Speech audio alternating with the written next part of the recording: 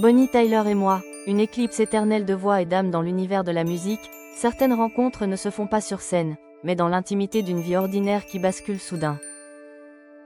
C'est mon histoire avec Bonnie Tyler, la galloise à la voix rauque et inoubliable qui a marqué des générations avec son rock mélodramatique des années 70-80. Dès l'enfance, je chantais déjà comme elle. Pas des comptines douces. Des voix graves, puissantes, presque masculines pour une petite fille. Ma famille s'étonnait, mais comment une si petite peut-elle sortir un son pareil? J'imitais instinctivement ce grain rauque, cette profondeur abyssale qui fait vibrer les poitrines. Je ne cherchais pas à être mignonne. Je voulais ressentir, transmettre, brûler. La vraie bascule est arrivée presque par hasard, lors d'une pause cigarette. Ce jour-là, j'accompagnais ma cousine, qui est soprano. Son professeur de chant, qui enseigne à la IR, était présent. On fumait notre clope à l'écart, ma cousine et moi, et on s'est mis à chanter toutes les deux, naturellement, sans micro, juste pour le plaisir. Le professeur m'a entendu. Ma voix contralto hyper grave est sortie, chargée d'émotion, et il s'est arrêté net.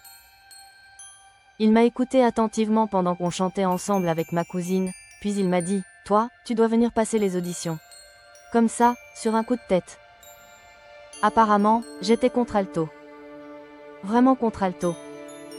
Dès les premières notes, tout a changé.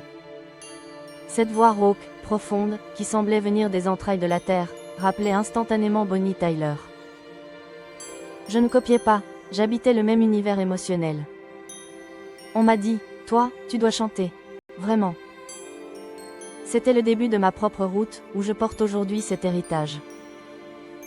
Aujourd'hui encore, quand je reprends Total Eclipse of the Heart, je ne me contente pas d'interpréter, je vis chaque mot. Avant ou après les concerts, on me voit souvent les yeux mouillés en écoutant les versions originales de Bonnie. Je pleure. Pas seulement de tristesse, mais d'une reconnaissance viscérale. Bonnie m'a donné la permission d'être grave, d'être cassée, d'être puissante, je le dis souvent. Je pleure surtout cette peur que cette voix si particulière, cette authenticité brute, disparaissent du paysage musical contemporain, noyés dans des productions lisses et autotunées.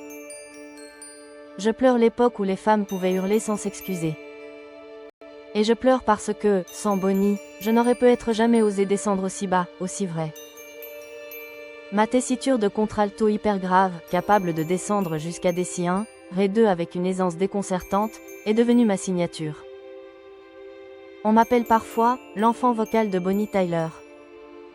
Sur scène, je lui rends hommage avec une intensité rare, cuir, cheveux fous, regard fier, exactement comme elle.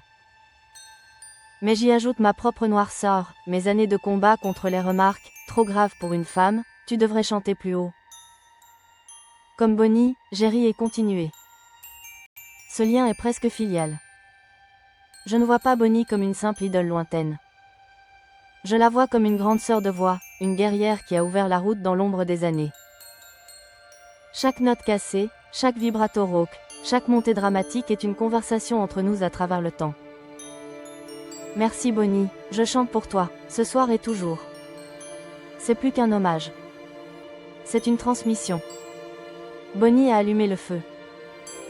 Je le garde vivant, plus grave, plus profond, plus éternel. Et dans chaque concert, quand ma voix explose sur Total Eclipse of My Heart, on sent que l'éclipse n'est pas une fin, mais une renaissance permanente.